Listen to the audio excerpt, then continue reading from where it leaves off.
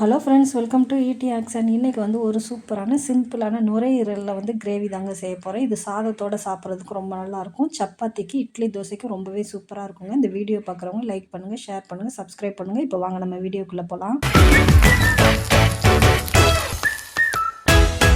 ED action family.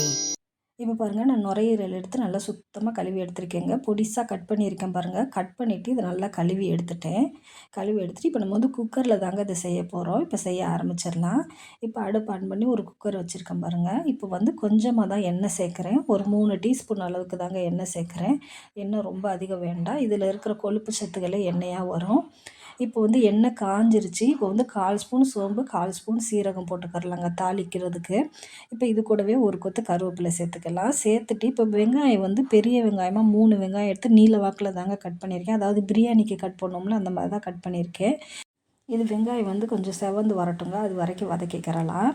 இப்போ வந்து தக்காளி பழம் வந்து இதுக்கு வந்து சின்ன சைஸ் தக்காளியாக இருந்தால் 2 சேர்க்கலாங்க. பெருசாக இருந்தால் 1 பழம் சேர்த்தா போதும் தக்காளி இதுக்கு. இப்போ வந்து 1 ஸ்பூன் அளவுக்கு இஞ்சி பூண்டு பேஸ்ட்டு சேர்க்குறேங்க. தக்காளியும் இப்போ இது கூடவே சேர்த்துக்கிறலாம். சேர்த்துட்டு இப்போ இது 2யுமே நல்லா வதக்கிடலாங்க. தக்காளி கொஞ்சம் கரையிற வரைக்கும் வதக்கி எடுத்துக்கிறலாம். இது ரொம்பவே சிம்பிளான ரெசிபி தாங்க. குக்கரில் நம்ம தாளித்து விட்டோன்னா சீக்கிரமே செஞ்சிடலாம். ஒரு 10 நிமிஷத்துலேயே ரெடி ஆயிரும்.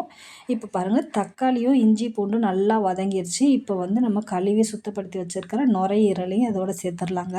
இதை சேர்த்துட்டு நல்லா 1 நிமிஷத்துக்கு வந்து நல்லா கிளறி விட்டுறலாம்.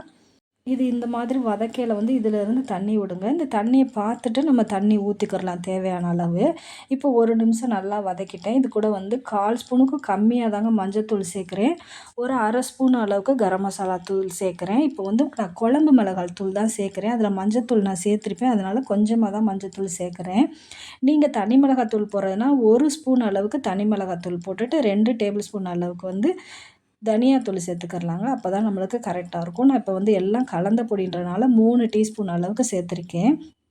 சேர்த்துட்டு ஒரு 1/2 ஸ்பூன் அளவுக்கு உப்பு சேர்த்துருக்கேங்க. சேர்த்துட்டு இப்போ பாருங்கள், நான் ஒரு கிளாஸ் அளவுக்கு தான் தண்ணி சேர்க்குறேன். ரொம்ப தண்ணி சேர்க்க வேண்டாம். இதுலேயே தண்ணி வரும்.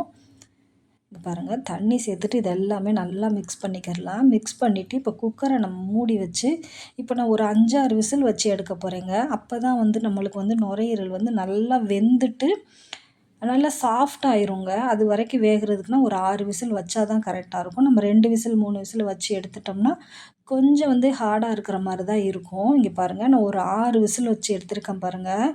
நம்மளுக்கு வந்து நல்லா ஈரல் மாதிரி இது வெந்து வந்துடும் இந்த மாதிரி விசில் வைக்கல. அவ்வளோதாங்க, நம்மளுக்கு கிரேவி ரெடி ஆயிடுச்சு. இதுக்கப்புறம் நம்ம அடுப்பில் வைக்க வேண்டாம். இப்போ லாஸ்ட்டாக கொத்தமல்லி மட்டும் லைட்டாக தூவி விட்டுட்டு கிண்டி விட்டுற வேண்டியதுதான். ரொம்பவே சூப்பரான நுரையீரல் கிரேவி ரெடி ஆயிடுச்சு. உடம்புக்குமே ரொம்ப ஆரோக்கியமானதுங்க இது. இந்த கிரேவி வந்து சப்பாத்தி, இட்லி, தோசை, சாதத்துக்கு ரொம்பவே டேஸ்ட்டாக இருக்கும். இதே போல் நீங்களும் ட்ரை பண்ணி பாருங்கள். தேங்க்யூ ஃபார் வாட்சிங்.